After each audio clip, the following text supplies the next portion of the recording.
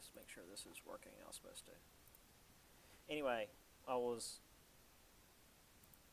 we were going down going to the elevator, and it was from second floor to the first floor, and it took multiple minutes to go down one flight, and it got to the first floor, stopped, and then dropped like an extra inch. Like, oh, I'm gonna die in a single flight elevator. This sucks. But we made it. I didn't die in a single flight elevator. What slide are we on? Actually, before we do that, as a reminder, paper is due on Wednesday if you're doing the paper, so for you and online students. And then also the Jesus Christ. The exam is, where are we? It's me.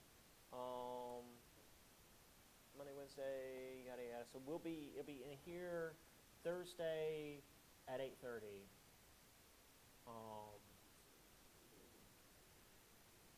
That said, you can come in either Wednesday or Friday because I'll be here for my other classes from 8:30 to 10:30. You're welcome to come either day. For my online students, I'll just put it up on Monday and you can take it online between Monday next week and Monday the following week. But make sure you get it done within that week, because once the time is up, the time is up, because I have to have grades in by that Tuesday. So get it done. Yeah. But if you want to come in that Wednesday, say, and get it done early, you're welcome to. If you can't make it that Thursday for some reason, need to come in that Friday, that's fine too, no big deal. If you can't come in at 8:30, you need to come in at like 9, whatever. I'll be here. I'll be grading, or I'll have my laptop, I don't know. Yeah, so let me, where were we? Oh, we were on the July crisis, that's right.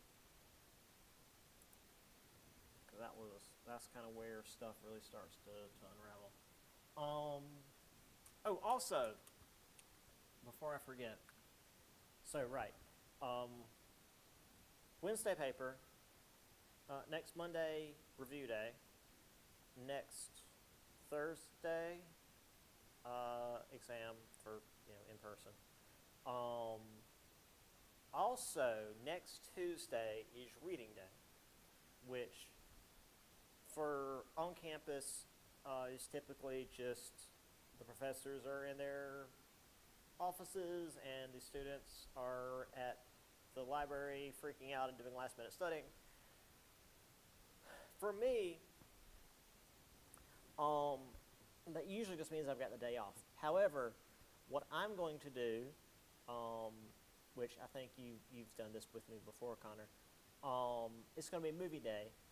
And I'm going to be on campus on Tuesday at like 8:30, and we're going to watch 2 Cold War era movies, Atomic Cafe and Dr. Strangelove. And they're each worth 2 extra credit points apiece. But if you're here for both, you'll get 5. I'll just toss an extra point for both. And those will go straight on your final exam. So, extra credit points if you want to show up Tuesday for movie day. And that's it. Any questions before we start? Okay. All right. So, we got to the July crisis last time. Archduke Franz Ferdinand and Sophie got shot, which led to Austria demanding that Serbia basically give up its autonomy. Obviously, Serbia wasn't going to do that. If Austria invaded Serbia, Russia was going to back them up. Austria knew this, so Austria had Germany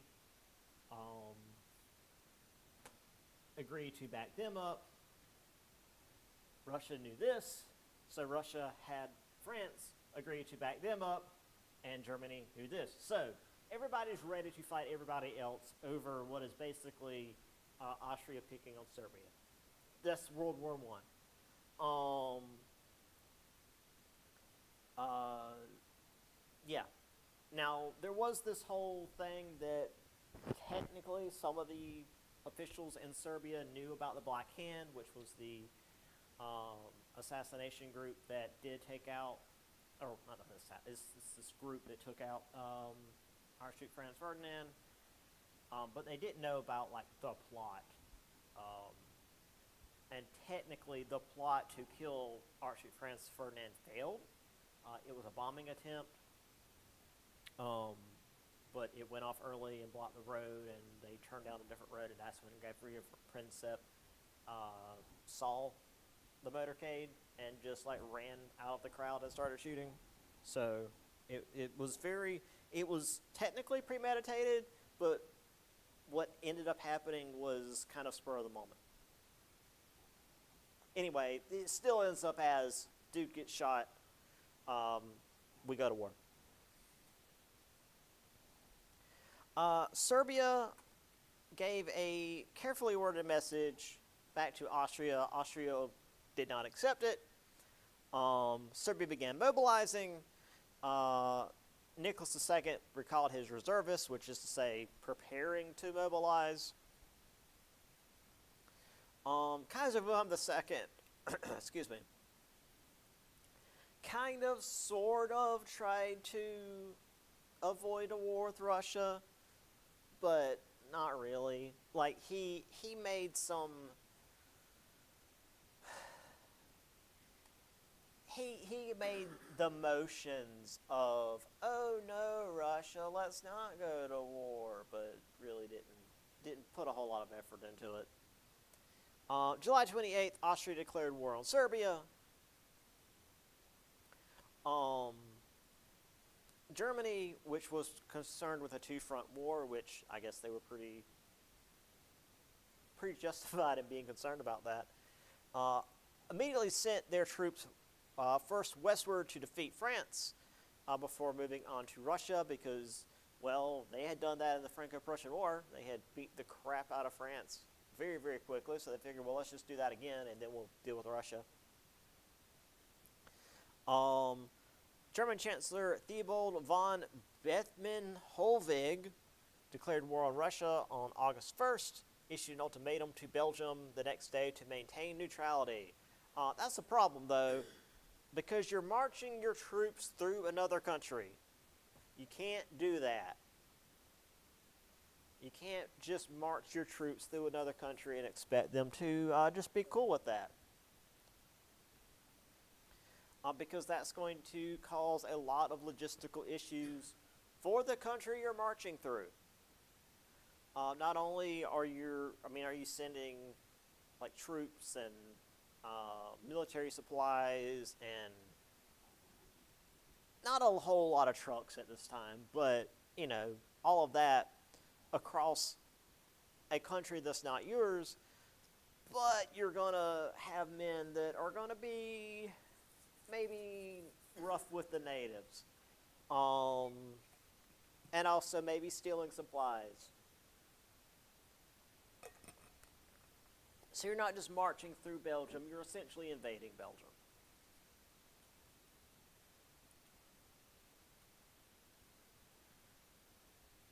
So, yeah, this ultimatum was to force Belgium to remain neutral.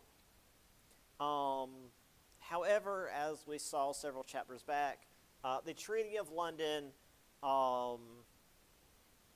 required the signatory nations to maintain Belgian neutrality. Well, one of the signatory nations was Prussia, which again is the heart of Germany. Another of the signatory nations was Great Britain. And since France couldn't really do anything to stop Germany, Britain had to step in. So Belgium called on Great Britain. Great Britain declared war on the Central Powers, which is Germany and Austria-Hungary, and joined the Entente, which is France and Russia. So they sort of joined the Entente. Again, they were kind of they did like America ends up doing, where they're an associated power because they didn't want to officially join with France because they still really hate the French. But for our purposes, they're working with France and Russia against Germany and Austria-Hungary.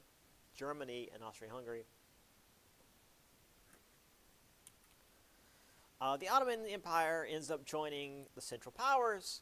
Bulgaria joined the next year. Italy joined the Entente in 1915. Greece joined in 1917. And then the U.S. joined the not the Allies, but the Entente in the spring of 1917, and we were the last major combatant. Technically, Italy joined the Central Powers briefly and then switched sides because they saw the way the winds were blowing. But yeah, so for a little while, Italy was on the side of the Central Powers and then swapped sides. I showed you guys this image before. This scrap of paper. Germans have broken their pledged word and devastated Belgium. Help keep your country's honor bright by restoring Belgium her liberty. Enlist today. This is, you can tell by the way they wrote today, this was British. So yeah, this is an enlistment poster for British Army.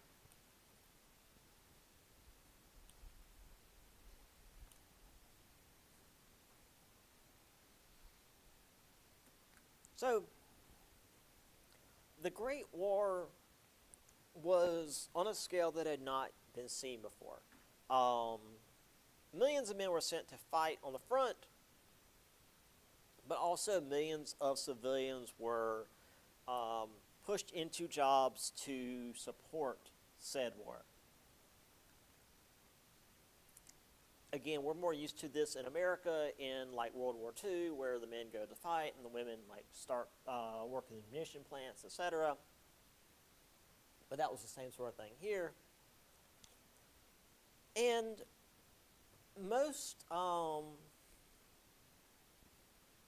early mindsets for this war were they'd be home by Christmas. I mean, this is starting in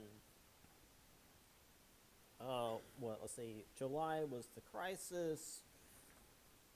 They're declaring war by August. So, August, September, October, November, they're thinking it'll be a 4-month war? It ends up being a 4-year war? Like, oh, we'll be home by Christmas. No big deal.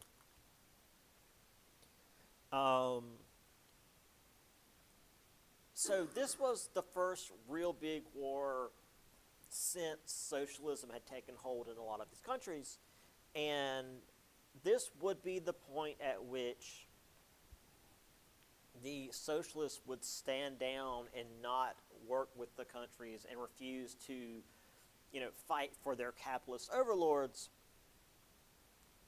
However, that didn't happen. Most socialists in Germany, for example, chose to fight and help fund the war rather than sit out what communists called a capitalist proxy war,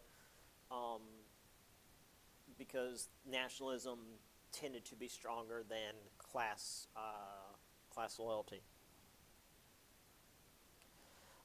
In fact, St. Petersburg was renamed Petrograd since Berg sounded too German. This happened a lot in Britain, in America. In fact, we called.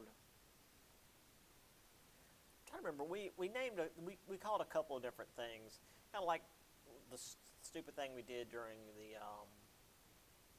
start of our invasion, the most recent invasion of Iraq, because France wouldn't get involved, so we called French fries freedom fries.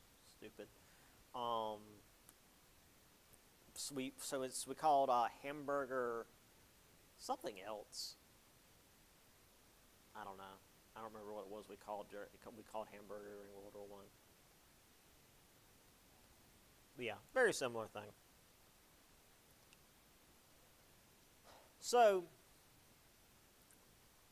we'll get to the trench warfare here in just a moment, but this is where it ends up. Is you have, well, static trenches. They both sides pushed forward. They came to a stalemate. They dug trenches and they stayed there for 4 years. Very little ground was won over the course of those 4 years. It was real rough. Because a lot of people died. They didn't just sit there. They were constantly shooting at each other. But not a lot of ground was covered.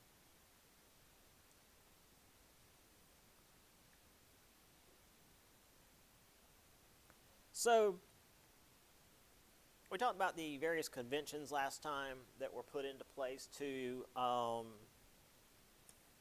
keep the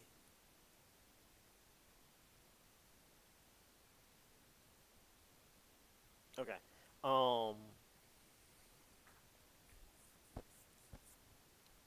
They were meant to keep like civilians out of the war. Still, though, civilians were caught up in the war. Of course, largely borderline famine because the Entente was blockaded. The Entente blockaded the Central Powers, which is to say mostly Britain blockaded the Central Powers.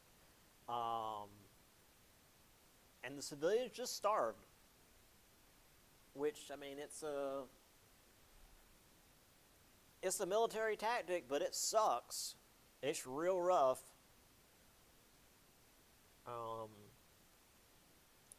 We also had machine guns and heavy artillery,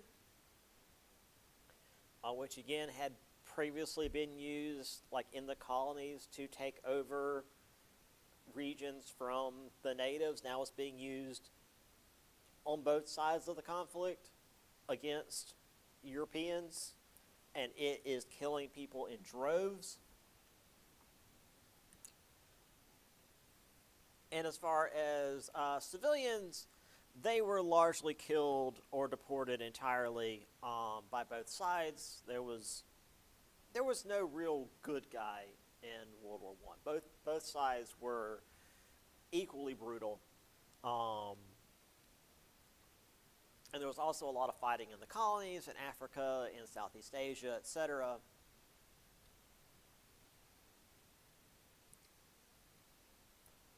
There was also chlorine gas, which was used at the Second Battle of Ypres in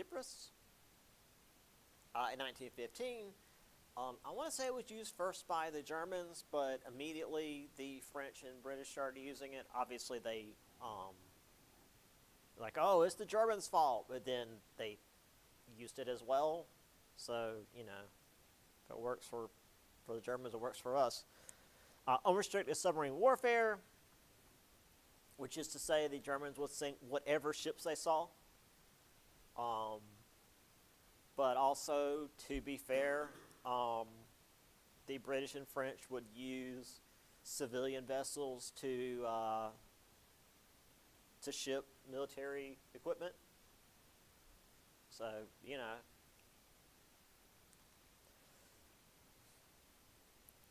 Speaking of artillery, here's one of the big artillery pieces. I mean, they shot, you know, shells, massive shells. You know, the book mentions at the end of the previous chapter, like firing these shells that were like 200 pounds, 7 kilometers, which is like 3.5 miles. So you hear the artillery go off way across. Actually, you would probably hear it as the shell's getting to you.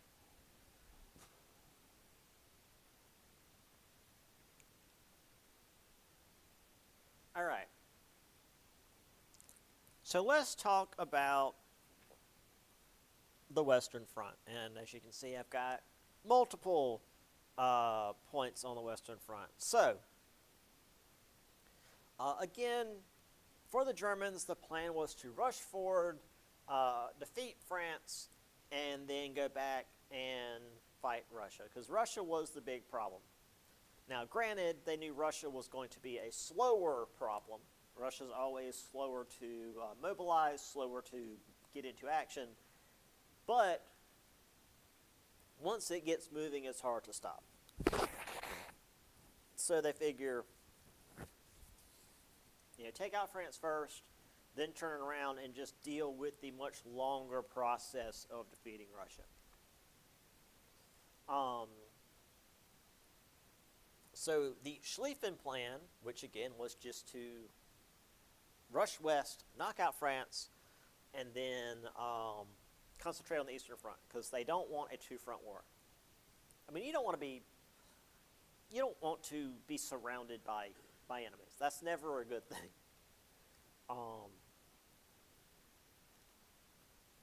Again, like the closest thing I can think of to an analogy is if Canada and Mexico were allied and decided they were going to both invade us. It would be beneficial to concentrate on one and defeat them first and then fight the other, especially if one was presumably considerably stronger.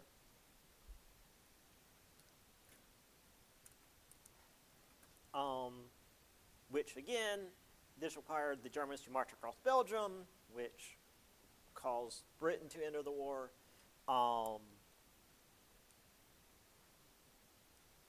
This is an interesting thing because the British actually, well, to begin with, the British didn't want to enter the war at all. They wanted to do like America and just sit the war out, let everybody beat the crap out of everybody else, and they just wouldn't get involved. However, when it came to getting involved in the war, a lot more British wanted to join the Germans than the French. That will be an interesting what if for history, if the British joined the Germans in World War I. Because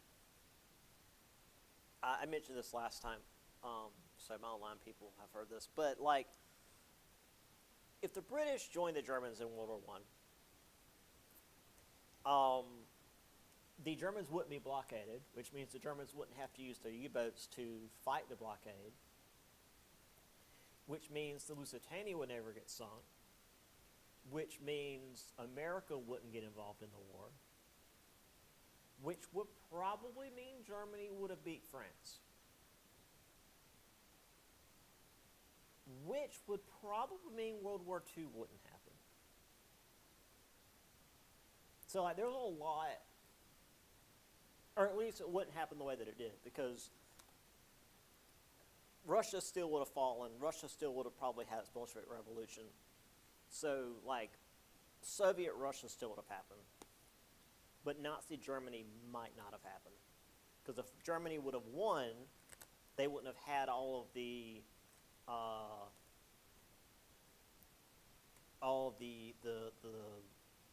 hatred for everybody else that they did due to all of the stuff that was dumped on them at the end of World War I. So, yeah, now France probably wouldn't have been in very good shape had they lost the war, but they wouldn't have, if Britain had joined Germany, France would have been beaten really quickly. So the war wouldn't have even been as bad, because it would have been over much more quickly, more than likely. So yeah, that's an interesting what if. Anyway.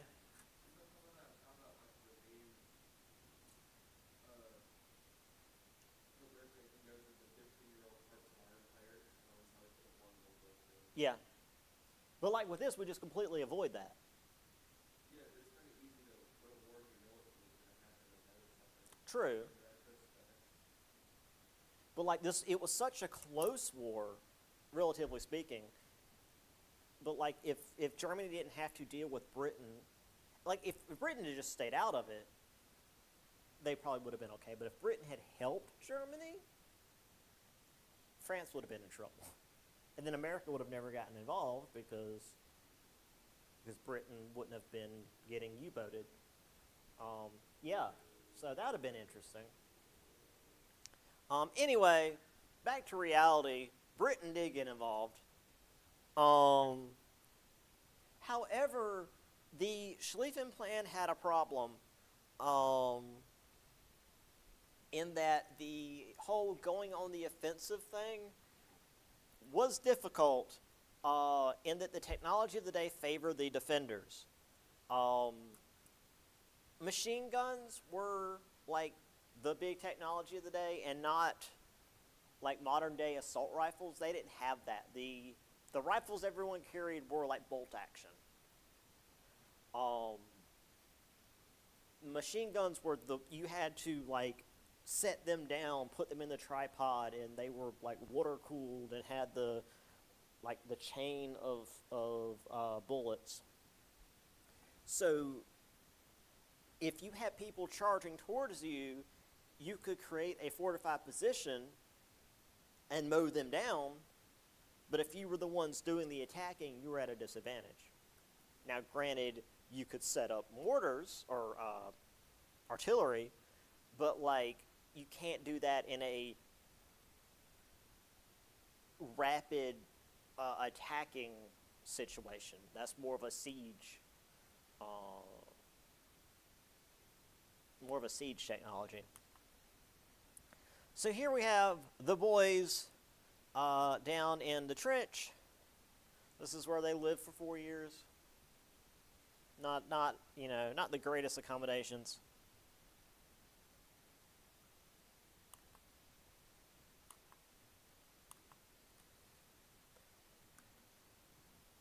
Now, the Germans did get pretty far into Paris. They managed to get within 30 miles, they got pretty far within France. They got within 30 miles of Paris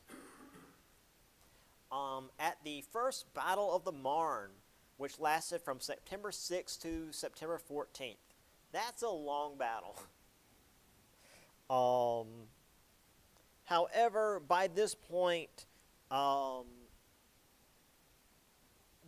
the war, or the Western Front, had evolved into trench warfare. They had dug the trenches, and that was where they were staying.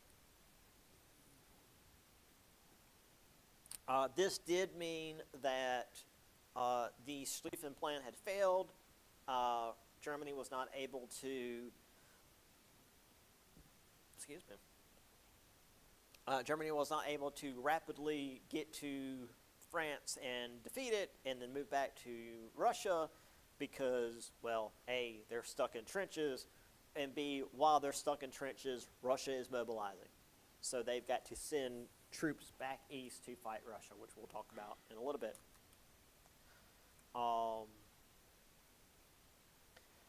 Trench warfare was a brutal battle of attrition. You've just got guys shooting back at each other.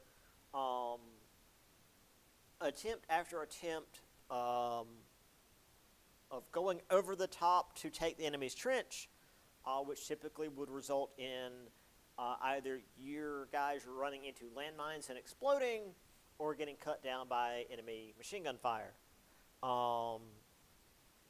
The most famous being the Battle of the Somme in 1916, which, again, if I have more time, I will show you the video clip from that, because it was all recorded. The Somme offensive lasted 4 months. So the idea was, in the British internal wisdom, they were going to shell the German line for an entire week straight. They were just going to blast artillery fire onto the German line for 7 days and 7 nights, while this is happening, they had sappers dig a tunnel underneath no man's land and plant a huge landmine underneath the German trenches. So when the artillery fire stopped, they detonated the mine, huge explosion, and then they'd go over the top, and in the words of the British commanders, they could just walk over and take the German lines. What ended up happening, the Germans had dug their fortifications deeper than the British realized, and when the week-long artillery fire stopped and the big landmine went off, clearly the British were going to do something. So the Germans got back up out of their bunkers and prepared their machine guns, and when the British came walking across the open field, they gunned them down. I should mention that this was all recorded by British News and sent back to London, Britain in general, but London specifically, as war propaganda for how great we're doing. Completely unedited. And it caused an uproar because people were seeing their boys getting shot. Because they were seeing, all the artillery shells being loaded and brought to the front, and all the artillery going off, and all the explosions, and they're seeing all the guys getting up over the top and walking across, and then they're seeing them fall. They're seeing them get shot. And the British didn't think, maybe we should edit that.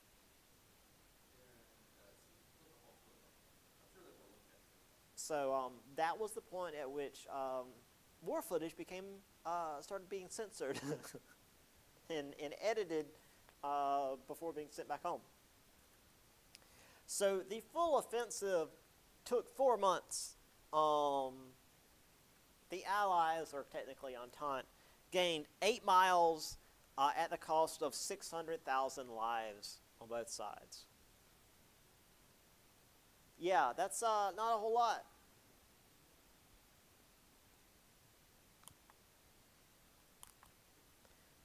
Meanwhile, on the Eastern Front, it wasn't trench warfare. It was more mobile.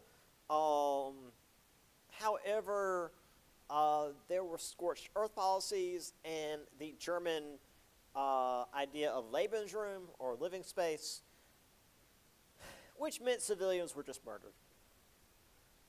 This is very similar to what's going to end up happening in World War II, where the civilians are just seen as being in the way and just murdered en masse.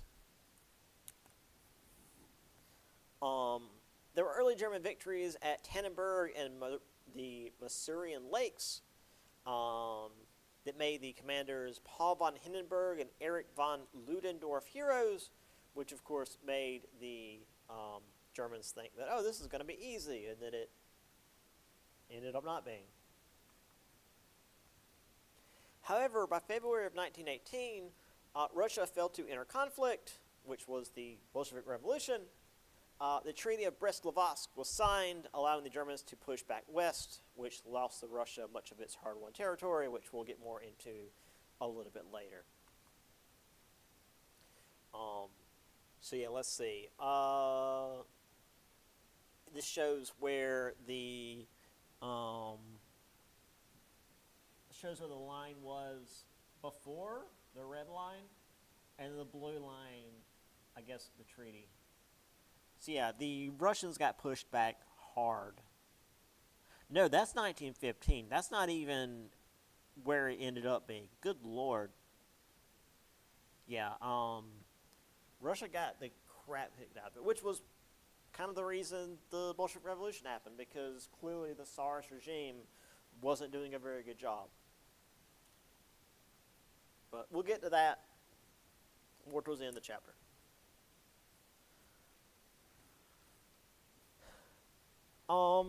The Southeastern Front was probably the worst. Fighting in Serbia was particularly bad.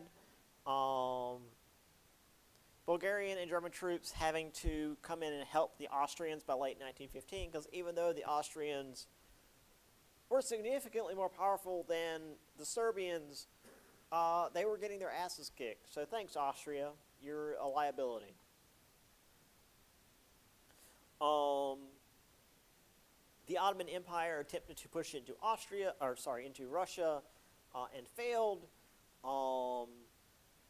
So when the troops came back, they decided they just murder a bunch of Armenians to blow off some steam. So they genocided the Armenians in World War One. This is the I believe I mentioned this in my other class. I guess this is the period, but this is the Armenian genocide that Hitler is famous for quoting.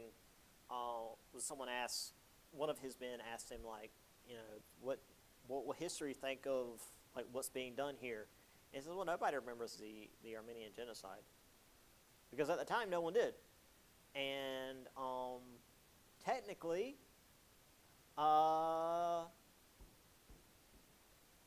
America and a lot of other countries don't officially recognize that the Armenian genocide happened, because they're trying to be buddy-buddy with Turkey.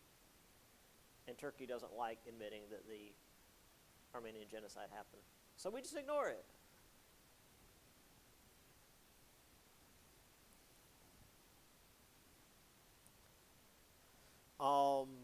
Still, though, the Ottomans were more successful in their defense, keeping the Allies, which were mostly Australians and New Zealanders, from taking the Straits of the Dardanelles to resupply Russia.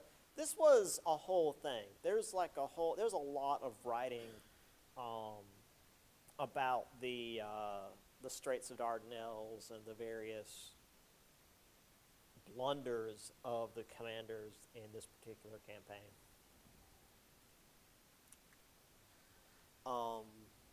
However, though, the Ottoman Empire ends up falling apart. Arab armies sided with the British under Lawrence of Arabia against the Turks, so there's a lot of internal stuff going on there as well. So there's the southeastern area, just Serbia getting completely overrun, Albania, Bulgaria, etc. So again, the Balkans are just a mess. The Balkans have been a mess since the Balkans existed.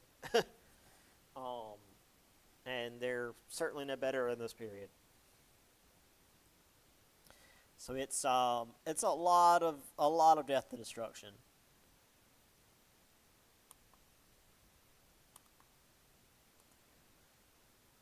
So here we have the Straits of Dardanelles, which had multiple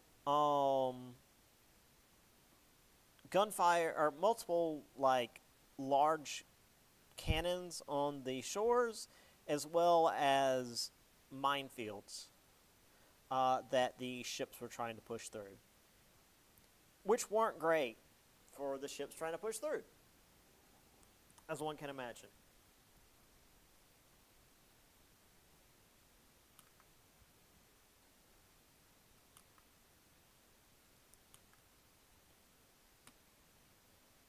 So, as I mentioned, the war was also fought in the colonies. Civilian populations were displaced. Colonial people got to see the civilized Europeans tear each other apart. In East Asia, Japan actually managed to get out pretty well. They allied with Britain to watch over its colonies, because Britain was concerned that Germany might try and mess with some of Britain's colonies, and Britain was too busy, fighting in the Atlantic. So Japan decided, rather than just sit on its thumbs and watch, they went on the offensive, captured German colonial holdings, signed a secret treaty with China for lands in Manchuria. They got out probably better than anyone else in World War I.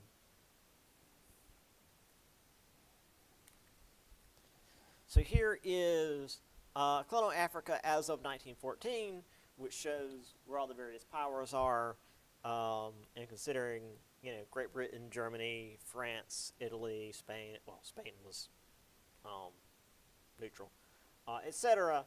Um, yeah, there was a lot of potential conflict, especially between all that British land and then the German land. There was quite a bit of conflict going on here. Actually, I do have. I remember one of the papers one of my big reports back in uh, grad school.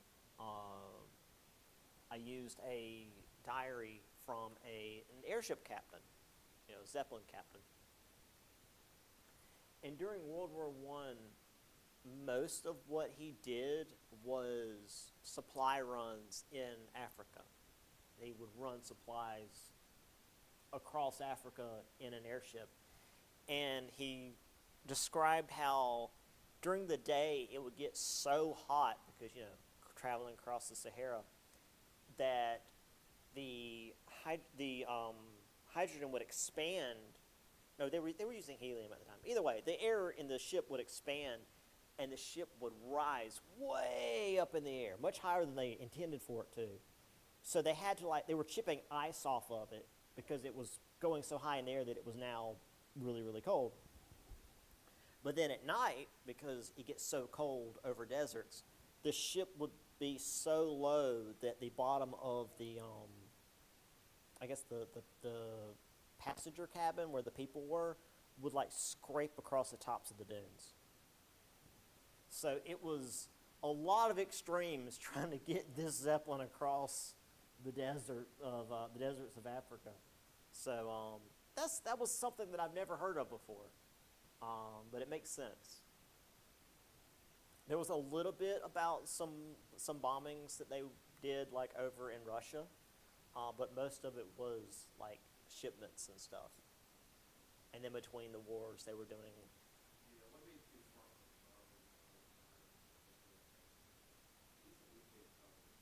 Yeah. Well, the thing about Russia is they didn't have any. They couldn't fight back. In Britain, they were using Zeppelins to bomb, but the British could fight back. So yeah. The thing about Zeppelins, at least, though, you can go really high, and just this is good enough, and drop the bombs.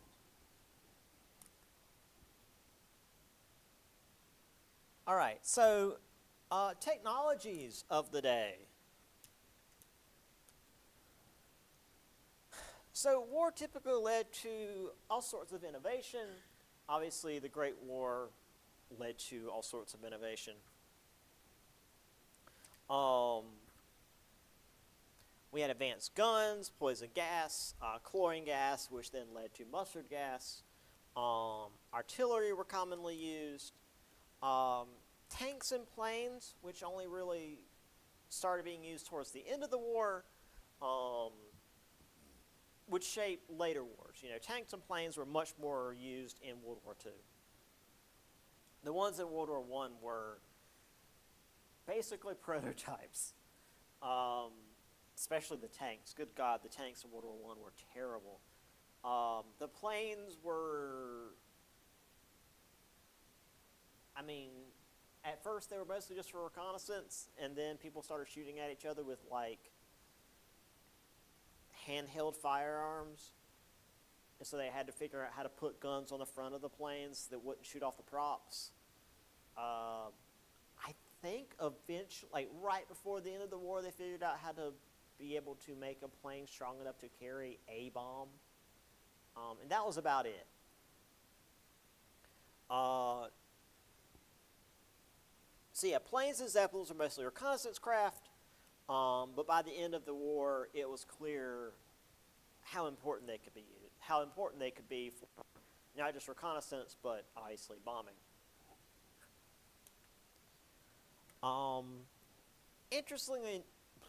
Interestingly enough, there wasn't much the navies did.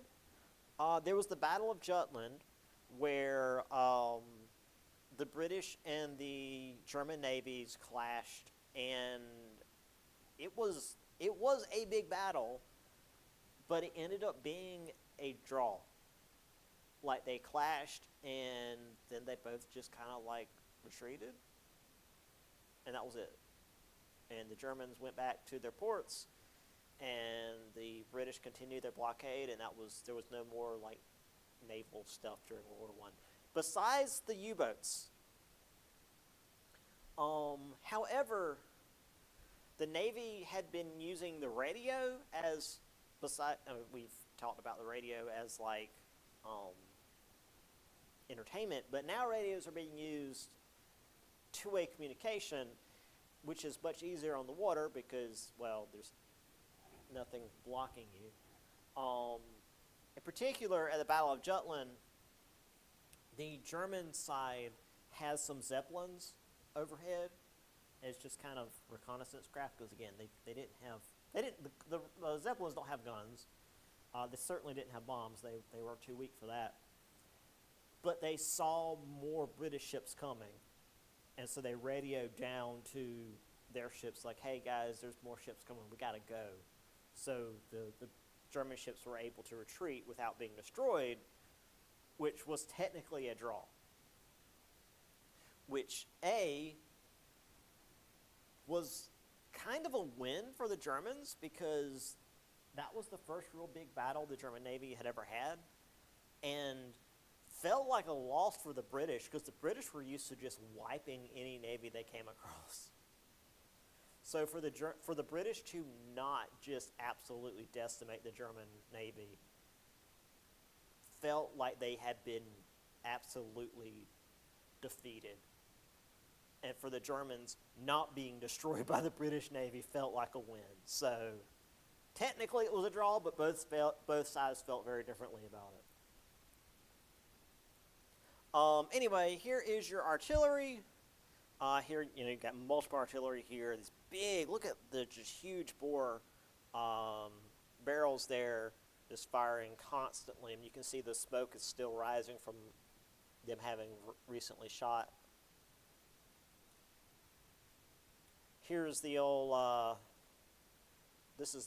believe this is the old British tank. So the thing about the British tanks, it's basically a tractor. It's an old diesel engine. You've got the big Caterpillar treads. It's got some ports here for guns. I don't think this even, I'm not sure if it's got like built-in machine guns or if it just had ports for the guys in there to stick their guns out of. I do know that there were a lot of instances of the tank crew either passing out or just straight up suffocating from the diesel fumes.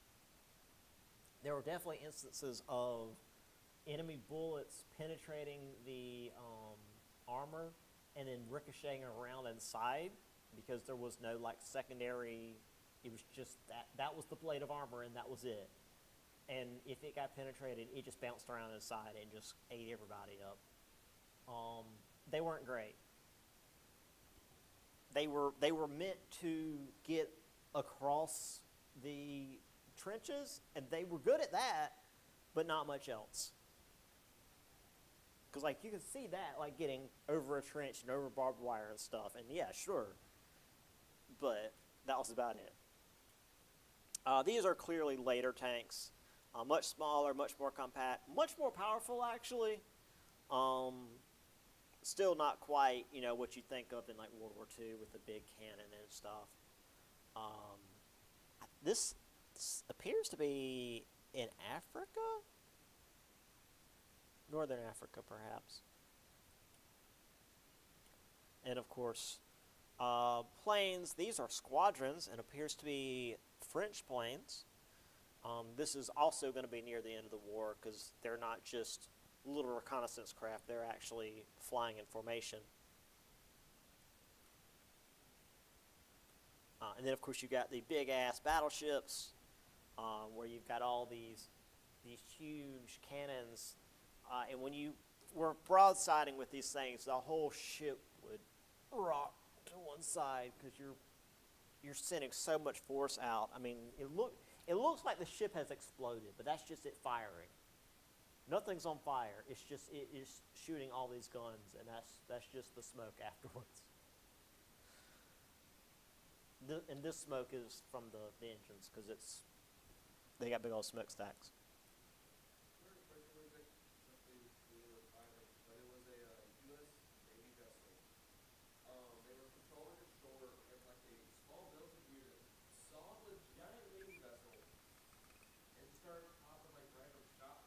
Mm-hmm. So they turned their three biggest cannons towards the hill where they located them at, and eviscerated the hill. They deleted the hill. Yes, I don't know where the exact position is. Split the hill. Yeah. Correct. It's like fire coming from that hill. Roger, Deleting deleting that that. hill, and the ship that was with them, apparently used their flags and signaled temper, temper.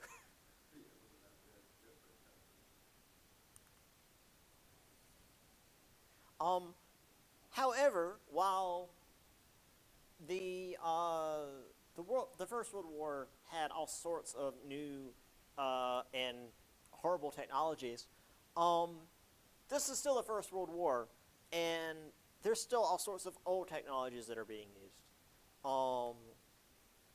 The telegraph was still like the major source of communication. Also, the interception of the Zimmerman note was like a major reason that the U.S. got involved. For those unaware, it urged Mexico to join the Central Powers on the promise of receiving U.S. territory, which of course got the United States to join the Entente, for those that aren't aware of what the Zimmerman note was. Horses are sort of technically a technology. I mean, they're a tool that humans have been using forever. They were extremely important in the war because while we, I guess, technically had motor vehicles at this time, they were not capable of getting to the war front. We didn't have Jeeps. At least we certainly didn't have what we would have in World War II in terms of being able to handle the rugged terrain. So horses were necessary to move supplies, munitions, and wounded troops to and from the battlefield. And so they died in droves because they were right up there where all the fighting was happening. And they took a lot of shrapnel as well. The horses were there's some, I know there's at least a memorial to the uncounted number of horses that died in the First World War. So this is the image I always use for the Zimmerman note. So you've got for Mexico, Arizona, New Mexico, and Texas. For myself, for Germany, the rest of America. And then for Japan, California, which is not right because Japan was working with the British. They weren't working with Germany, so I don't know what that's about. I don't know if maybe this was made like after World War II and we couldn't get our head around the idea that Germany and Japan weren't working together. I don't know. I don't know what that's about. Because Japan definitely wasn't working with Germany at this time. But anyway.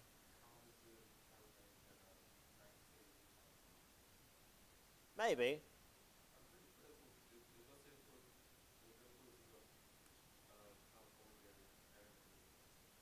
It's what's the one in San Fran, Tokyo, whatever the Big Hero 8.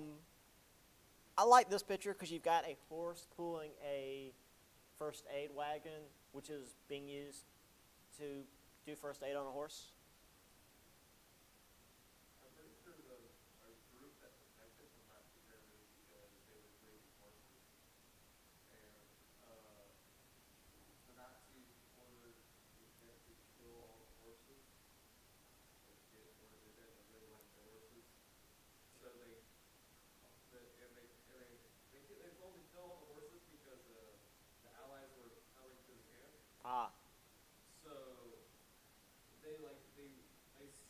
the allies that they were surrendering in exchange for them saving their horses. Yeah, horse people are real loyal to their horses. They were like some really rare breed. And like they're like the last ones left of them. Ah, well, even more so then. Speaking of which, Let's see if that picture will hold. I like this one. I think I've also got, okay, so I've got the guy with his dogs, the spy pigeon, which means a lot of pigeons got shot. Also, pigeons were used for, obviously, messenger pigeons. Was it World War One or World War? I think it might have been World War Two, where an Allied unit was trapped behind enemy lines, and their allies were shelling the Germans, so they were hitting them as well. So they were sending out messenger pigeons trying to tell them, hey, we're also here, but the pigeons kept getting shot down by the Germans. So they sent one final pigeon. The pigeon takes a bullet, I think it was like through the body, like it wasn't through like the wing or the leg or something, and keeps going and makes it back and survives for like another several years. Like the bird lived a full life and got the Medal of Honor or whatever for bravery in combat. It was wild. It was the French. The French were behind the lines because the bird had a French name. I remember that now. Yes. It had a Purple Heart by the end of it. Here's the one with the horse hanging out with the soldier reading his letters from home. I like that one.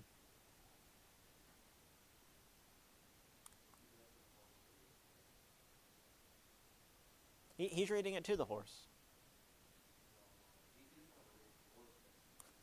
I mean,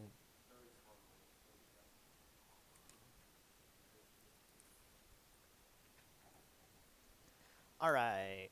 Oh no, my shoes. Yeah.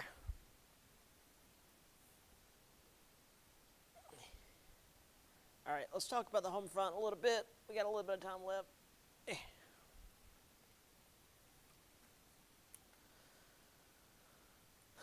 So, as I kind of mentioned before, the home front was still a major part of the war.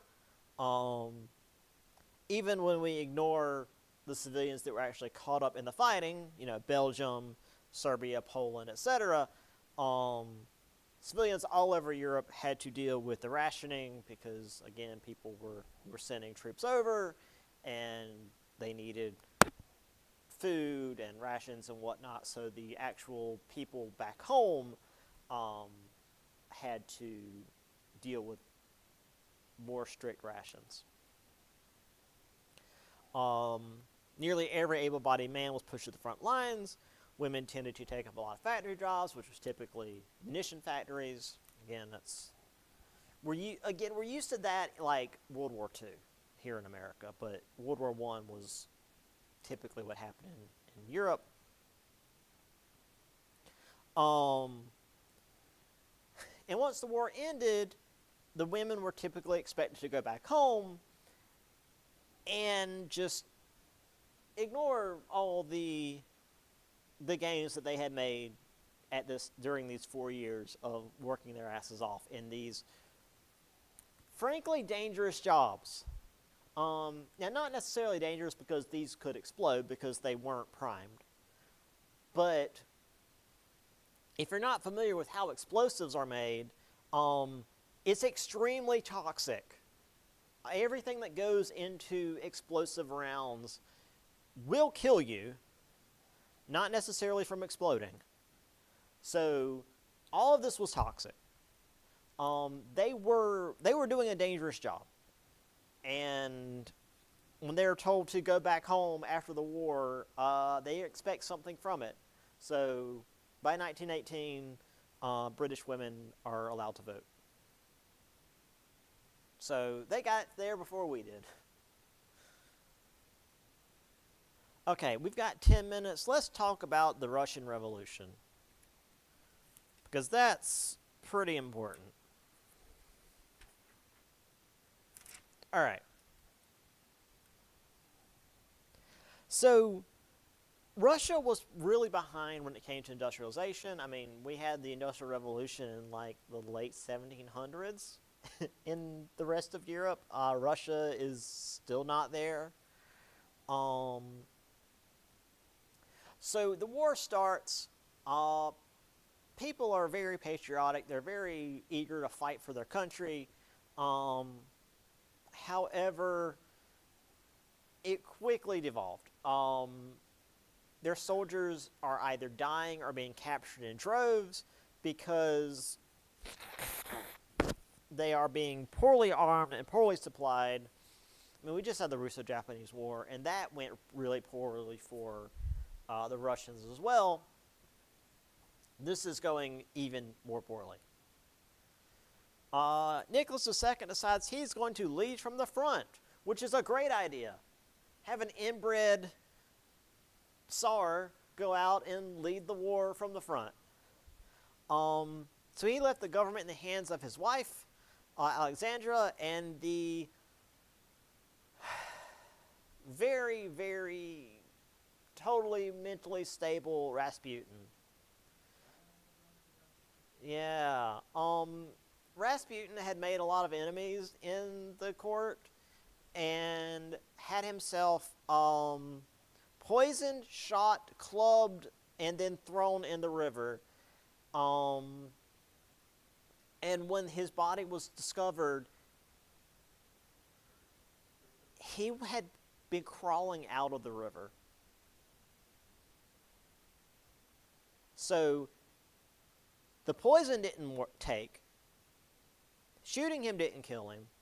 When they beat him, presumably to death, it didn't kill him. It just knocked him unconscious. They wrapped him in a rug, like a big ass rug, big heavy rug, and threw him in the river during winter, which should have drowned him. When they found him, he had been crawling out of the river and just froze. He froze to death. There was no water in his lungs. That's insane.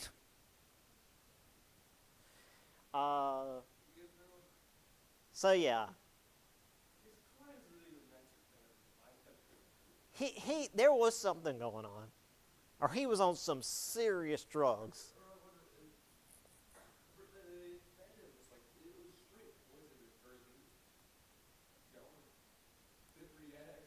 Didn't react, so they just shot him across the table. He got back up. They beat him over the head. Decided that they weren't going to risk it. Wrapped him in a rug and threw him in the river. And he was on his way out of the river before the cold finally got him. Utterly insane. Yeah.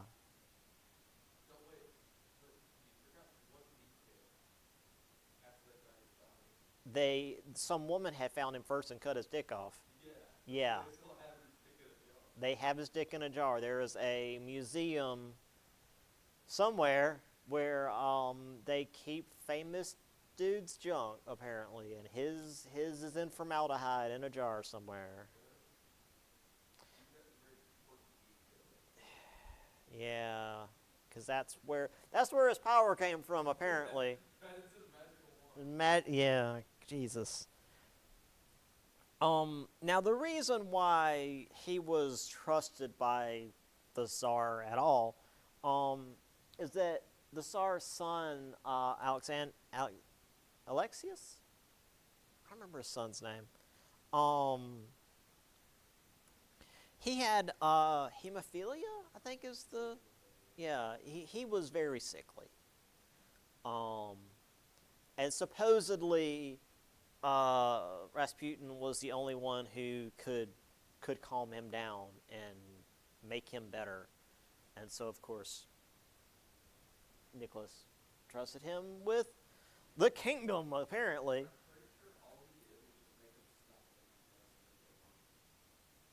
Yeah, that works. Because whatever mess they were doing was, I think it was really intense or what, wasn't it? I think. And I think the meds they were putting him on made his blood thinner. I mean, it's the early 1900s, Russia, so yeah, So it was making it his worse. blood was more. He was told to stop taking the medicine. He got better. His blood wasn't as thick as paper. Yeah. So there's Rasputin. Doesn't look quite as insane as like, well, he doesn't look as insane as in that picture. It doesn't look quite as insane as like, Ivan the Terrible. He still very much looks like a cult leader, though, doesn't he? Yeah. He's got the look. He's got that look. All right. I feel like he would sound close to the Russian guy from GTA Chapter. Mm. Yes. All right. Let's at least do the February Revolution, and then we'll finish the rest of this next time. So February 18th, which is the old Russian calendar, so the old Russian calendar is slightly different than the Gregorian calendar, but let's not worry about it, because it's Russia, man. Putilov munitions factory went on strike. Rest of the city followed. Armed deserters entered the city. Revolutionaries seized railway stations. When the whole city shuts down, there's not much you can do. So Nicholas II abdicated in favor of his brother. His brother's like, "Nah, I'm not putting this target on my back. Are you kidding?" So his brother immediately stepped down, and this ended the Romanov dynasty. 3 centuries of dynasty just gone. Well, not yet. They'll be gone later. So a provisional government was set up by the moderate socialist Alexander Kerensky. This is the more Russian spelling, I guess. They shared power with the more radical Petrograd Soviet. Again, Soviet is the factory council, essentially, is what Soviet means.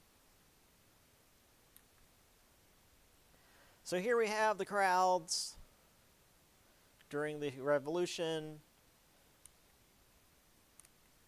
There is Alexander Kerensky reading his speech, I guess. We'll get into the Bolsheviks next time because that's a little bit too much for literally 2 minutes of class left. So, we will continue with the revolution next time and finish the chapter because the war is about over. And I do have a little video I want to show you guys next time. That's just sort of just kind of an overall thing that I like to show every year. And then we'll be done. We'll do the review on Monday, and then we'll have our test. So, yeah. I'll see y'all on Wednesday.